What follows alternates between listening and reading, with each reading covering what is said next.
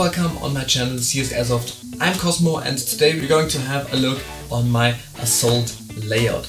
But we're only going to have a look on the base layer, so what I'm wearing under my plate carrier and my battle belt, and without the headgear, so just the base layer.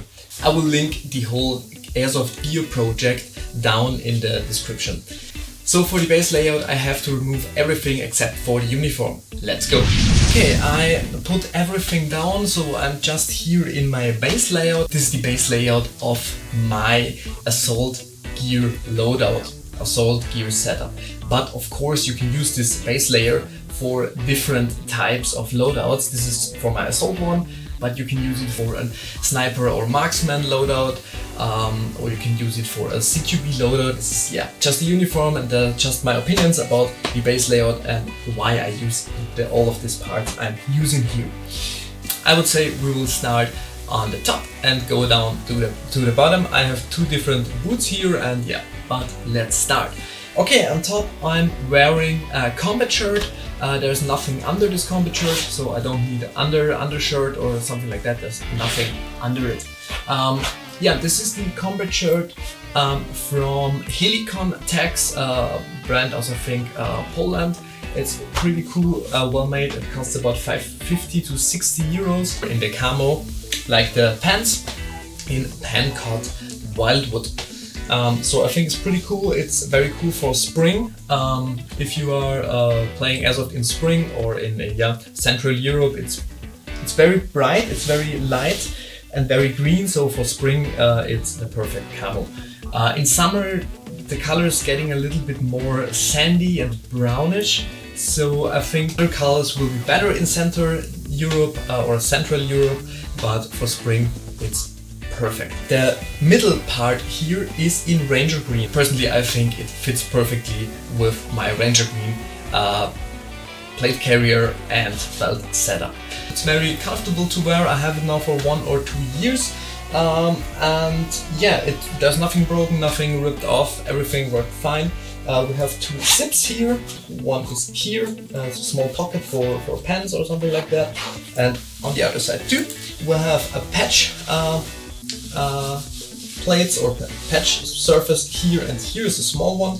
I normally wear on there my blood type, and on the other side you can put another small patch, and here where I normally put on an Austrian flag, because of course I'm from Austria, and a small name tag. Not the biggest one, but it's okay. I think I like the small one over there, so you can put a small patch on top if you want. So that's all about the combat shirt.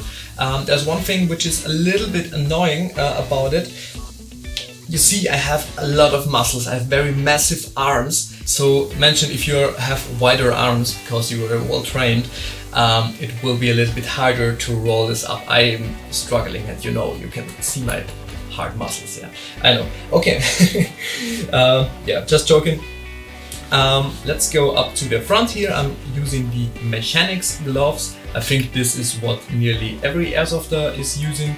I love the Machanix Gloves. I used them in the army, in the Austrian army, in my army times, and now I'm using this for airsoft. This is my third pair of Machanix. These are completely new. I used them only on one game. My older ones are already pretty ripped off, and So Machanix, there are different types. These are just the Machanix original in black. There are different colors available and different types with more cover here, more protection, but I think these are the perfect gloves. And you can use them with your phone. I don't know, where's my phone? It's pretty cool. You can use them to touch on your phone, so you don't have to put them away if you want to have a look on your phone while playing, or don't know. Don't use your phone on the field. Important. I'm wearing a watch every day in my private life and so on. So of course I want to wear a watch on the airsoft field. So here I'm using the KHS Land Leader. It costs about 180 euros. KHS is a German company which is doing this tactical watches. I have to know what's the time. I hate it when I don't know what's the time. So and using this one. Down here I'm wearing the pants from Helicontex, of course in Pancott Wildwood 2. I love these pants. These pants don't have any knee protection, so you can see here this is already a little bit dirty, but for 1 year playing there's nothing ripped off or something like that, so it worked pretty fine. I think there's nothing broken, there's nothing destroyed, there's no washed out thing, and yeah, the pants are pretty comfortable. I love them. You have enough space to move, so it's the same with the combat shirt. And I love this net sports gear stuff, because you don't sweat this much. If you compare it with invader gear, this thing is a lot better in summer. I would recommend this combat shirt over the invader gear combat shirt. Yeah, this pant costs about 60 euros too. I think it's about 60 euros, and yeah, I love them. They are pretty comfortable. They are very cool. They're not too wide, too loose, but they're not too tight. So I think it's pretty good solution between too tight pants and too wide pants. They have some cool features. We have some pockets. Of course, they are with this thing here to close. Here is a bigger pocket, and there is another cool feature. If we take a magazine here is a small pocket for an AR or for an 5.56 magazine. So if you are in the safe zone, you don't want to hold your magazine in your hand, just put it in the back here or here. So this pocket here is made for AR-15 or for 5.56 caliber magazines. But I think you can put in AK magazines too. Yeah, here's another big pocket. And here I'm using the Velcro belt from Warrior Assault Systems, because I'm using the battle belt from Warrior Assault Systems. But if you want to know more about the battle belt setup, there's another video about it. So I think that's all about this pants. Now we're going to the topic boots. I started to use these boots here. These boots are from 511 Tactical. It's like fast boots from 511 Tactical. So you can just have a closer look on them.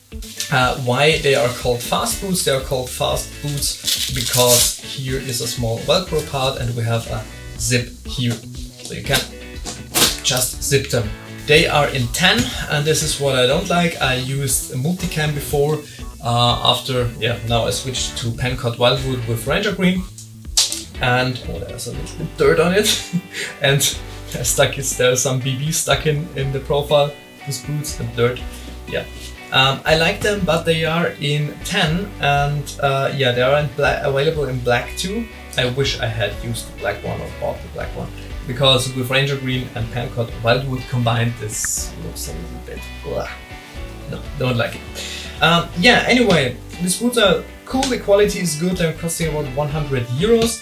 But I don't recommend them for longer events. They are fast boots and I would recommend them for one-day events. They are comfortable, but if you wear them a long time, they are not that comfortable. So yeah, they are cool. I love them. They are light. You can run, you can play as a CQB and so on. They are pretty light and flexible. You're not that tight because they're not that tight and not that hard, but they are not comfortable if you have to wear them longer than one day. They are pretty light and they are not 100% waterproof.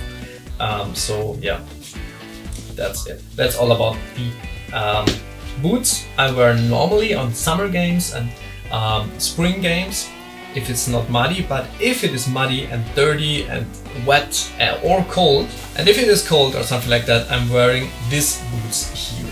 They are waterproof, they are pretty warm, because these are boots designed for the Austrian Army, I think.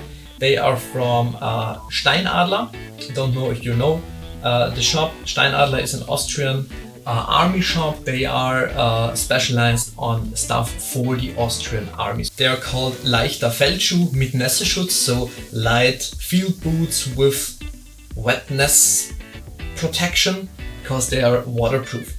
Yeah, they're waterproof and they're pretty warm because they're designed for winter.